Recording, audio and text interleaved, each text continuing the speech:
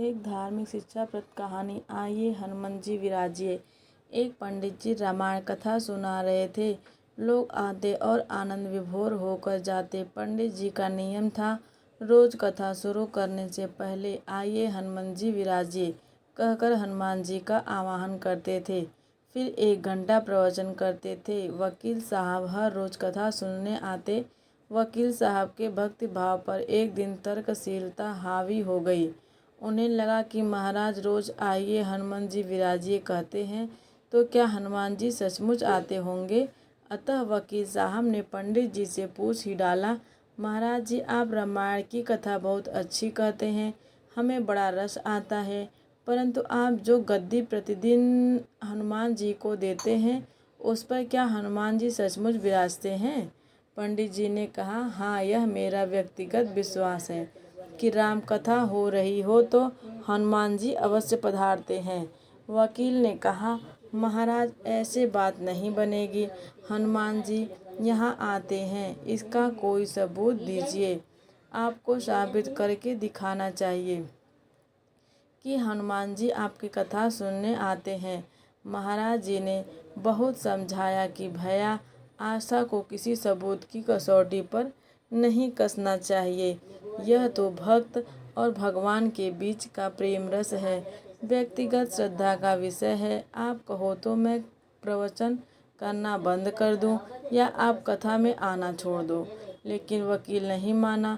वो कहता ही रहा कि आप कई दिनों से दावा करते आ रहे हैं, यह बात और स्थानों पर भी कहते होंगे, इसलिए महाराज आपको तो साबित करना होगा कि हनुमान जी कथा सुनने आते हैं। इस तरह दोनों के बीच वाद विवाद होता रहा। मौखिक संघर्ष बढ़ता चला गया। हार कर पंडित जी महाराज ने कहा, हनुमान जी हैं या नहीं उसका सबूत कल दिलाऊंगा। कल कथा शुरू हो तब प्रयोग करूंगा। जिस गद्दी पर मैं हनुमान जी को विराजित होने को कहता हूँ, आप उस गद्दी को आज अपने घर ले जाना। कल अपने साथ उस गद्दी को लेकर आना और फिर मैं कल गद्दी यहाँ रखूँगा। मैं कथा से पहले हनुमान जी को बुलाऊँगा, फिर आप गद्दी ऊँची उठाना। यदि आपने गद्दी ऊँची कर दी तो समझना कि हनुमान जी नहीं हैं। वकील इस कसौटी के लिए तैयार हो गया। पंडित जी ने कहा, हम दोनों में से जो पराजित होगा वह क्या करेगा, इसका निर्णय भी कर ले। यह तो सत्य की परीक्षा है। वकील ने कहा, मैं गद्दी ऊंची न कर सका तो वकालत छोड़कर आपसे दीक्षा ले लूँगा। आप पराजित हो गए तो क्या करोगे। पंडित जी ने कहा, मैं कथावाचन छोड़कर आपके ऑफिस का चपरासी बन जाऊंगा। अब अगले दिन कथा पंडाल में भारी भीड़ हुई। जो लोग रोजाना कथा सुनने नहीं आते थे, वे भी भक्ति, प्रेम और विश्वास की परीक्षा देखने आए। काफी भीड़ हो गई। पंडाल भर गया। श्रद्धा और विश्वास का प्रश्न जो था, पंडित जी महाराज और वकील साहब कथा पंडाल में पधारे। गद्दी रखी गई। पंडित जी ने सजल नेत्रों से मंगलाचरण किया और फिर बोले, आइए हनुमान जी विराजिए। ऐसा बोलते ही पंडित जी के नेत्र सजल हो उठे।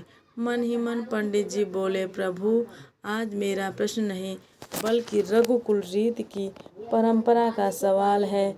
मैं तो एक साधारण जन हूँ। मेरी शक्ति, मेरी भक्ति और आस्था की लाज रखना। फिर वकील साहब को निमंत्रण दिया गया, आइए गद्दी ऊंची कीजिए।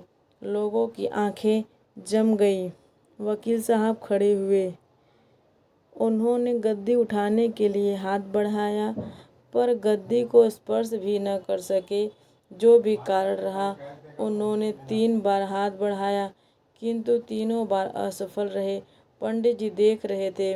गद्दी को पकड़ना तो दूर, वकील साहब गद्दी को छू भी न सके।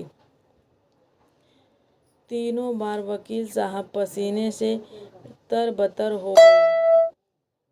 वकील साहब पंडित जी महाराज के चरणों में गिर पड़े और बोले, महाराज, गद्दी उठाना तो दूर, मुझे नहीं मालूम कि क्यों मेरा हाथ भी गद्दी तक नहीं पहुंच पा रहा है। अतः मैं अपनी हार स्वीकार करता हूँ। कहते हैं कि श्रद्धा और भक्ति के साथ की गई आराधना में बहुत शक्ति होती है। मानो तो देव, नहीं तो पत्थर। प्रभु की मूर्ति तो पाषाण की ही होती है, लेकिन भक्त के भाव से उसमें प्राण प्रतिष्ठा होती है तो प्रभु विराजते हैं। श्री राम जी की जय। हे नाथ, हे मेरे नाथ, आप कृपा के सागर हैं। जय बजरंगबली की। आपको हमारा कहानी अच्छा लगे, ऐसी ऐसी धार्मिक कहानियाँ सुनने के लिए हमारे चैनल को लाइक और सब्सक्राइब करना ना भूलें। धन्यवाद।